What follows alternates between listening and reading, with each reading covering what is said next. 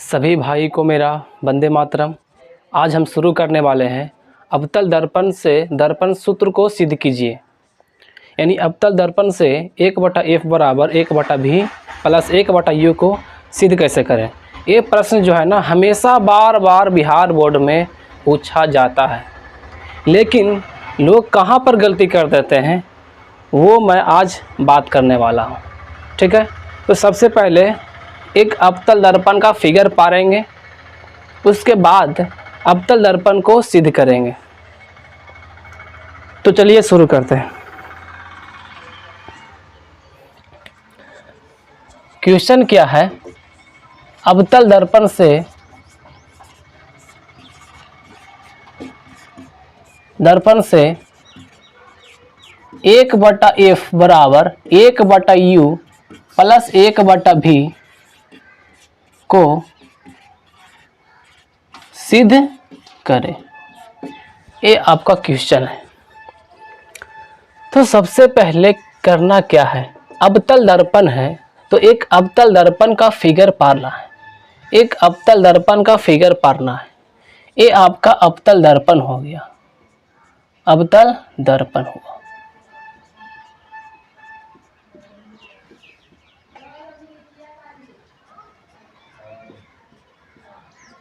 जिसका बाहरी भाग रंगा हो उसे कहते हैं अवतल दर्पण। यानी कहने का मतलब है जिसका परावर्तक सतह धंसा हो, जिसका परावर्तक सतह धंसा हो उसे कहते हैं अवतल दर्पण, कॉनकेव मिरर।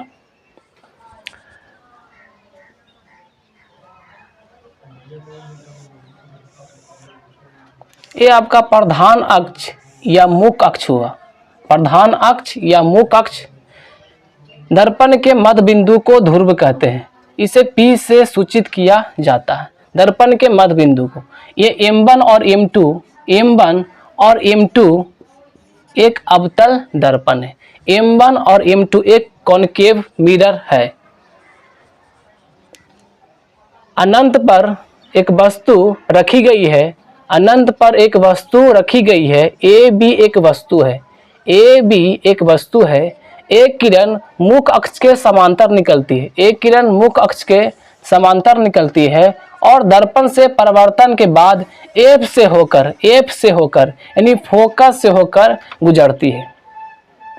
इसको बोलते हैं फोकस। इसका नाम दे दिए F, focus, capital F, small f नहीं, कैपिटल F। और एक किरण जो है वो वक्रता केंद्र से होकर गुजरती है, वक्रता केंद्र से होकर गुजरती है, वक्रता केंद्र से होकर गुजरती है। और यहाँ पर जो है ना, यहाँ पर बिंदु C है और यहाँ पर जहाँ पर ये इंटरसेक्ट किया, जहाँ पर ये काटा, यहीं पर प्रतिबिंब का निर्माण होता है, यहीं पर प्रतिबिंब का निर्माण होता है। क्योंकि वस्तु ऊपर है और प्रतिबिंब नीचे बन रहा है, यानी वस्तु बहुत बड़ा और प्रतिबिंब बहुत छोटा। और वस्तु वास्तविक तो प्रतिबिंब भी वास्तविक, लेकिन वस्तु बड़ा तो प्रतिबिंब वस्तु के अपेक्षा बहुत छोटा। क्योंकि तीर ऊपर था तो तीर यहाँ नीचे है, यानी यहाँ B था, यहाँ पर लिख दें B डैश, यहाँ पर लिख दें A डैश।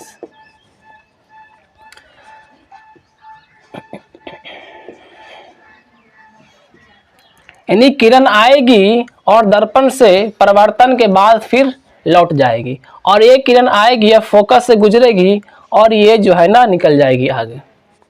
ये आपका जो है ना फिगर बन के तैयार हो गया। कई लोग जो है ना, कई लोग क्या करते हैं कि लंब को अभिलंब को ठीक ना डालना भूल जाते हैं, जो कि एक बहुत बड़ा कारण बन जाता है, बहुत बड़ा कारण बन जाता है। अगर आप अभिलंब नहीं खींचते हैं तो आपका ये गलत है, आपका ये गलत है। क्यों? क्योंकि आप विड्थ चैप्टर में पढ़े हैं कि ये जो काम करता है ये चाप का काम करता है, चौड़ का काम करता है। उसका फॉर्मूला क्या होता है, तो θ/360 डिग्री 2πr, ये होता है चाप का फॉर्मूला। और इसको कोई लोग जो तुम्हारा टीचर, कई लोग जो है ना टीचर, इसको मानते हैं विलंब, इसको विलंब मानते, जो कि गलत है। इसको मानेंगे तो गलत होगा। दो तरह के विद्यार्थी होते हैं, एक वैसा विद्यार्थी जो सही सही चीज़ों को पढ़ रहा है और दूसरा वैसा विद्यार्थी जो गलत गलत चीज़ों को पढ़ रहा है। दोनों भाई मेहनत कर रहा है समान, दोनों समान ही मेहनत कर रहा है, दोनों का समान टाइम खर्च हो रहा है, दोनों का समान इंक खत्म हो रहा है, दोनों का समान कॉपी खत्म हो रहा है। लेकिन अगर कोई एग्ज़ाम देगा तो रिजल्ट उसी का होगा जो बढ़िया से पढ़ा, जो सही पढ़ा है, जबकि मेहनत दोनों किया था। मेरा कहने का मतलब है, आपको कोई कैट मतलब एलिफेंट पढ़ा दे, आप नहीं मानेंगे, लेकिन आपको बोल दे कि अवतल दर्पण में फोकस दूरी होता है धनात्मक, आप माने होता होगा। यही सीखना है, कैसे पकड़ना है कि जो है ना मास्टर हमको गलती सिखा रहा है, अपने खुद समझना है।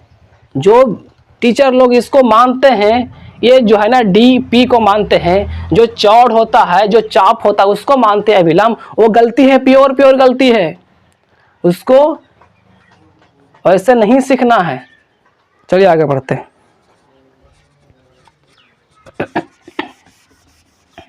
आप लोग समझ चुके हो तो कहाँ पर गलती करता है लोग, चलिए ध्यान दीजिए। A' B' है क्या? ये A' B' प्रतिबिंब है और AB क्या है? एक वस्तु है। C क्या है? वक्ता केंद्र है। और F क्या है? फोकस है। और P क्या है? ध्रुव है। दर्पण के मध्य बिंदु को ध्रुव कहते हैं। दर्पण से फोकस की बीच की दूरी को बोलते हैं फोकस दूरी। उसे स्मॉल f से सूचित किया जाता है, कैपिटल F से नहीं, स्मॉल f से। तो यहाँ FP क्या है? तो FP यानी जो है ना स्मॉल f है, स्मॉल f। फिर A' क्या है? तो ये प्रतिबिंब से ध्रुव की दूरी, प्रतिबिंब दूरी इसको बोलते हैं, इसे भी से सूचित किया जाता है। और C क्या है? C वक्ता केंद्र है, तो C से P की दूरी दैट इज कॉल्ड वक्ता त्रिज्या। ध्रुव से वक्ता केंद्र की दूरी वक्ता त्रिज्या होता है, R बराबर 2F। तो यहाँ चूंकि जो है ना यहाँ पर R कहीं भी चर्चा नहीं हुआ है, इसलिए R हम नहीं लेंगे, बल्कि R का मान लेंगे 2F, R का मान लेंगे 2F, R का मान लेंगे 2F। और यहाँ पर क्या है? वस्तु है और ये ध्रुव है, तो वस्तु से ध्रुव की दूरी वस्तु दूरी होता है। आपका फिगर बन के तैयार और लिखा भी गया, कहाँ कहाँ डिस्टेंस ये दिखा दिए, क्या क्या कहाँ कहाँ डिस्टेंस वो दिखा दिए। जो जो फिगर में है उसको लिखना है, शॉर्ट में लिख लेना है चित्र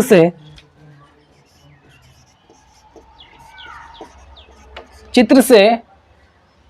M1 और M1 M2 एक अवतल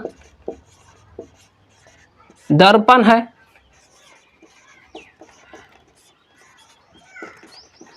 जिसके सामने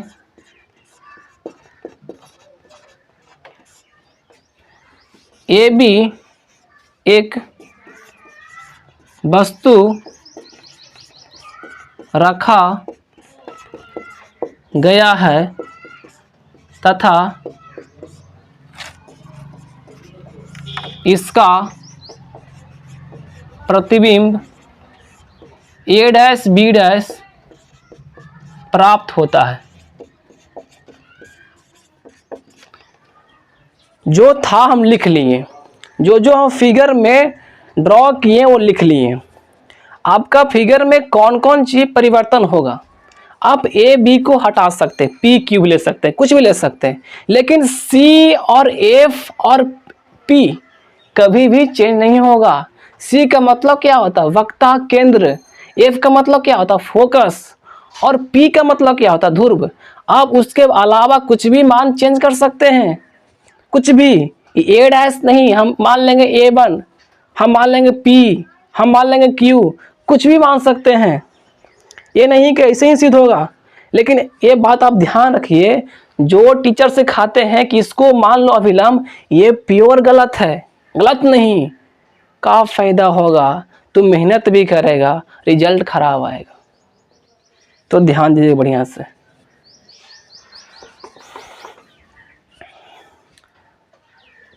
जो जो था उसको पहले लिख लेते हैं। एफ पी की क्या है, एफ पी क्या है, सॉरी एफ आर नहीं, एफ पी क्या है, तो ये फोकस दूरी है, लेकिन होता है ऋणात्मक। क्यों? क्योंकि अवतल दर्पण है। और ए डैश पी क्या है, तो ए डैश पी है प्रतिबिंब की दूरी माइनस भी। सी पी क्या है, वक्रता त्रिज्या, सी पी क्या है, वक्रता त्रिज्या माइनस 2f। और ए पी क्या है, वस्तु दूरी, ए पी क्या है, वस्तु दूरी माइनस यू। अवतल दर्पण का वस्तु दूरी, प्रतिबिंब दूरी, फोकस दूरी सभी के सभी ऋणात्मक होती है। इतना हम लोग लिख लिए। अब आते हैं त्रिभुज की समरूपता से। अब ध्यान देना है कि ए बी और सी इसी लाइन को पकड़ते आगे बढ़ना है और ऐसे घूम जाना है। ऐसे पकड़ते आए और ऐसे घूम गए, ठीक है, यानी एक त्रिभुज ऐसे बन गया और एक त्रिभुज ऐसे बन गया। यानी कहने का मतलब है त्रिभुज ए बी सी, त्रिभुज ए बी सी समरूप है त्रिभुज किसके, ए डैश बी डैश सी के, ए डैश बी डैश सी के। जब दो त्रिभुज समरूप होती है तो भुजाएं क्या होती है, अनुपातिक होती है। यानी ए बी बटा ए डैश बी डैश, ए डैश बी डैश बराबर ए सी बटा ए डैश सी, ए डैश सी। इसको समीकरण 1 मान लिए। उसी प्रकार से दो त्रिभुज और दिखाई पड़ रहा होगा, एन डी एफ, और इसी बढ़ जाएंगे आगे बी डैश ए डैश एफ, यानी इसी लाइन को पकड़ते हुए आगे बढ़ जाएंगे। यानी त्रिभुज एन डी एफ समरूप त्रिभुज ए डैश बी डैश एफ, त्रिभुज ए डैश बी डैश एफ, ठीक है। जब दो त्रिभुज समरूप होती है तो भुजाएं अनुपातिक होती है। इसका लंब होगा इसके लंब के बराबर, यानी जो dn होगा वही बटा में क्या होगा, ए डैश बी डैश होगा बराबर एन एफ एन बटा ए डैश एफ, यानी इसका लंब बटा इसका लंब, इसका आधार बटा इसका आधार हो गया। चूंकि dn बराबर होता है क्या, dn बराबर ab। क्यों? जो dn होगा वही ab होगा। क्योंकि इसका जो है ना LHS समान करना है, तो ab बटा ए डैश बी डैश बराबर fn बटा ए डैश एफ। इसको समीकरण 2 मान लेंगे। समीकरण 1 और समीकरण 2 से क्या है, फ्रॉम इक्वेशन फर्स्ट समीकरण 1 और समीकरण 2, समीकरण 1 और समीकरण 2 में है क्या, LHS समान है तो RHS को समान करेंगे, यानी AC बटा ए डैश सी बराबर FN बटा ए डैश एफ। क्योंकि नीचे स्पेस नहीं है वहाँ पर लिखते हैं। अब AC का मान हमको निकालना पड़ेगा, ए डैश सी का भी मान निकालना पड़ेगा और FN का मान भी निकालना पड़ेगा और ए डैश एफ का भी मान निकालना पड़ेगा। यहाँ पर एक क्या होता है, एक कंडीशन होता है, एक स्थिति होती है। क्योंकि हम जानते हैं कि n जो है ना, n वो p नहीं बन सकता है, लेकिन उसके नज़दीक तो हो सकता है ना। अगर n बिंदु p के बहुत नज़दीक हो तो हम कह सकते हैं कि n बराबर p। यहाँ पर लिखना पड़ेगा। अगर आसान होता तो हम इसी को बोलते हैं कि इसी को मान लो अभिलंब और सिद्ध कर दो। हम क्यों ऐसे लिखे, ऐसा क्यों कर रहे हैं, मतलब के ऐसा करना पड़ेगा भाई। चूंकि n बिंदु P के बहुत नज़दीक है। जब n बिंदु P के बहुत नज़दीक होगा तो n बराबर P होगा, n बराबर P होगा। अब जहाँ जहाँ n दिखाई पड़ रहा है वहाँ वहाँ P रखेंगे, तो AC बटा A'C बराबर FP बटा A'F। ऐसा इसलिए किए हैं, हम n बराबर P क्यों लिए हैं? हम n बराबर P इसलिए लिए हैं क्योंकि जो भी दूरी है सब मापा गया ध्रुव से, P से, इसलिए जो है ना हमको n बराबर P लेना पड़ा। एक स्थिति होता है कि जब n बिंदु P के बहुत नज़दीक हो तो n बराबर P लेते ही लेते हैं। जब P ले लिए तो AC का मान पता नहीं, निकालना पड़ेगा। तो AC बराबर, अब यहाँ पर ध्यान दीजिए, AC यहाँ पर है तो A से पहले P जाएंगे, फिर C से जाएंगे P, अपने निकल जाएगा AC। यानी AC निकालने के लिए AP माइनस A से जाएंगे P, AP माइनस CP, ठीक है। तो AP क्या है? AP है सर, देखिए ध्यान से, माइनस EU है तो माइनस EU, और CP क्या है? CP है माइनस 2F, लेकिन पहले से यहाँ पर माइनस अवेलेबल है तो क्या हो जाएगा? 2F हो जाएगा, प्लस 2F।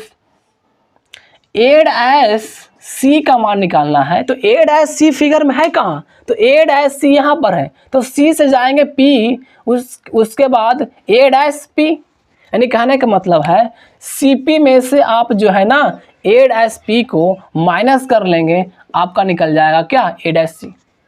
यानी CP है क्या? तो CP जो है ना, CP यानी वक्रता त्रिज्या माइनस 2F, और A'P क्या है? A'P है प्रतिबिंब की दूरी, लेकिन ये माइनस में होगा और ये माइनस में दिया हुआ है तो प्लस होगा भी। माइनस था और ये माइनस है तो माइनस माइनस क्या होता? प्लस। ये A'C का मान निकल गया। और FP का मान पता है, FP का मान पता है माइनस F दिया हुआ है। और A'F का मान जो है ना, A'F का मान A'F, और A'F है कहाँ पर? A'F यहाँ पर है सर। तो A'P से FP को माइनस कर लेंगे, A'F निकालना है तो A'P से FP को माइनस कर लेंगे तो A'F अपने आप निकल जाएगा। यानी A'P से FP को माइनस कर लेंगे, FP को माइनस कर लेंगे। A'P कितना है? तो A'P माइनस भी है तो माइनस भी, चूँकि माइनस यहाँ पहले से अवेलेबल है और FP कितना? माइनस F है तो माइनस माइनस प्लस हो गया। अब सबका मान हम निकाल चुके हैं और यहाँ पर रख लेते हैं, सबका मान रख रहे हैं। AC कितना है? 9। अब देखो क्या होता है, माइनस EU प्लस 2F बटा A'C कितना है? माइनस 2F प्लस भी, माइनस 2F प्लस भी बराबर FP कितना है? माइनस F है बटा A'F कितना है? माइनस भी प्लस F, माइनस भी प्लस F। अब इसको तिरछा तिरछी गुना कर लो, गुना कर रहे हैं, minus EU plus 2F into minus भी प्लस F बराबर माइनस F इंटू, यहाँ पर स्पेस नहीं है, नीचे हम लिख सकते हैं minus F into minus 2F plus भी।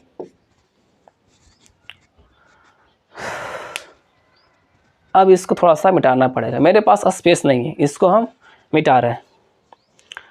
आपको ये सब ड्रॉ करना है फिगर में, ये दिखाना, ये के नहीं है, ये इसका मतलब होता है कि यहाँ से लेकर यहाँ तक डिस्टेंस है, यहाँ से लेकर यहाँ तक डिस्टेंस है, यहाँ से लेकर यहाँ तक डिस्टेंस है, यहाँ से लेकर यहाँ तक डिस्टेंस है, और यहाँ से लेकर यहाँ तक। ये के लिखा नहीं है, बल्कि दिखा रहा है कि यहाँ से लेकर यहाँ तक डिस्टेंस है। आप किसी प्रकार से लिख सकते हैं, आप चाहे तो ऐसे भी कर सकते हैं, कोई दिक्कत नहीं। आप ऐसे भी कर सकते हैं, ऐसे भी कर सकते हैं, ऐसे भी कर सकते हैं, आपको पता है। अब जो है ना हम इसको मिटा रहे हैं, मेरे पास स्पेस नहीं है, जगह नहीं है, इसलिए हम इसको मिटा रहे हैं। और यहाँ पर आपका सिद्ध हो जाएगा।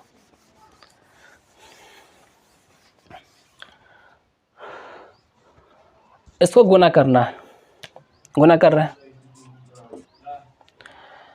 माइनस माइनस क्या होता है?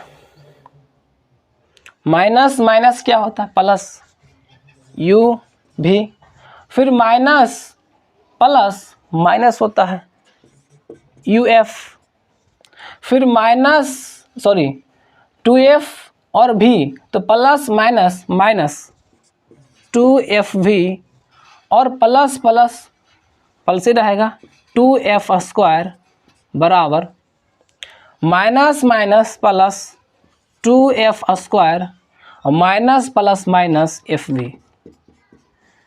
दोनों समान हैं, इसको इस तरफ लाएंगे तो घट जाएगा, इसलिए हम इसको पहले ही काट देते हैं।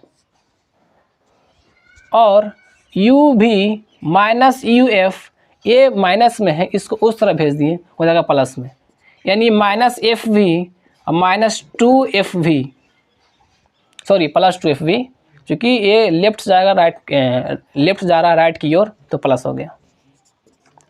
u भी माइनस यू एफ बराबर ये क्या होगा? एफ भी। दोनों तरफ u भी f से भाग देने पर, दोनों तरफ u भी f से भाग देने पर, जब आप भाग देंगे ना, जब आप भाग देंगे तो u भी बटा u भी f माइनस यू एफ बटा u भी f बराबर f भी बटा u भी f। अब u से u खत्म, v से v खत्म, u से u खत्म, f से f खत्म, f से f खत्म, v से v खत्म, जो बच गया वही हमारा आंसर है। 1/f माइनस 1/v बराबर 1/u। ठीक है, इसी को जो है ना हम कर देते हैं पर 1/f बराबर, इसको हम उस तरह भेज दिए तो 1/u प्लस 1/v, यही आपका जो है ना सिद्ध हो गया। इस प्रकार से आप सिद्ध करेंगे ना तो आपका नंबर कहीं नहीं कटेगा। यकीन मानिए, हम पर विश्वास रखिए, जो हम सिखा रहे हैं बहुत ही सटीक है और सही है। बाकी मेरा प्रयास कैसा लगा कमेंट करके ज़रूर बताइएगा।